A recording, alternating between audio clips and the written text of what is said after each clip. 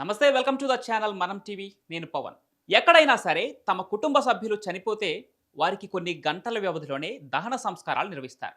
అంతేకాని చనిపోయిన తల్లిదండ్రులు లేదంటే వారి పెద్దల శవాల్ని ఏళ్ల తరబడి ఇంట్లోనే పెట్టుకొని ఉండరు. కానీ ఓ దేశంలోని ప్రజలు మాత్రం చనిపోయిన వ్యక్తి మృతదేహాన్ని ఇంట్లోనే ఉంచుకొని వారు జీవించి ఉన్నట్లుగానే భావిస్తుంటారు. ఇండోనేషియాలోని సొలవేసిలో టోర్జా అనే ప్రదేశంలో నివసిస్తున్న గిరిజనులు తమ బంధువులు చనిపోయిన కుటుంబ సభ్యుల మృతదేహాన్ని ఇంట్లోనే ఒక శవపేటికలో ఉంచుతారు. ఎందుకంటే చావు బ్రతుకులు రెండూ కూడా ఒక మహాప్రయాణంలో భాగం అనేది వారి ప్రగాఢ నమ్మకం. అందుకే చనిపోయిన వారిని జబ్బుపడ్డ వారిగా భావించి ఫార్మలిన్ ద్రావణంలో భద్రపరుస్తారు. శవపేటిక చుట్టూ నిలబడి మృతదేహంతో కబుర్లు చెప్పుకుంటారు. ప్లేటులో భోజనం పెడతారు. కుటుంబ సమావేశాల్లో తమ పక్కనే కూర్చోబెట్టుకొని కలిసి మాట్లాడుకుంటారు. వారి కుటుంబంలో ఎవరైనా పుడితే చనిపోయిన వారికి పరిచయం చేస్తారు. అంతేకాదండోయ్, శవాలకు రోజు బట్టలు కూడా వేస్తారు.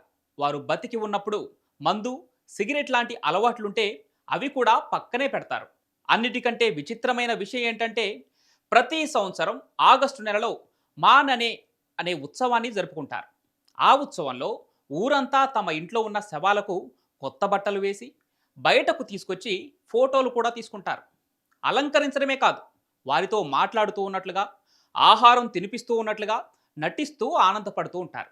ఈ ఉత్సవాన్ని చూసేందుకు దేశ విదేశాల నుంచి టూరిస్టులు కూడా వస్తున్నారట.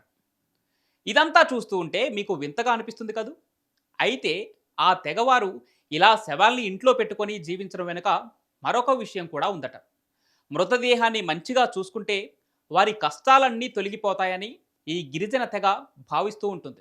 మరి అలా శవాలను ఇంట్లో ఉంచుకుంటే కొన్నేళ్లకు వారింట్లో మనుషుల కంటే శవాలే ఎక్కువగా ఉంటాయని మీకు అనిపించే ఉంటుంది కదా. వారు ఒక శవాన్ని ఎక్కువ సంవత్సరాలు ఉంచుకోరు.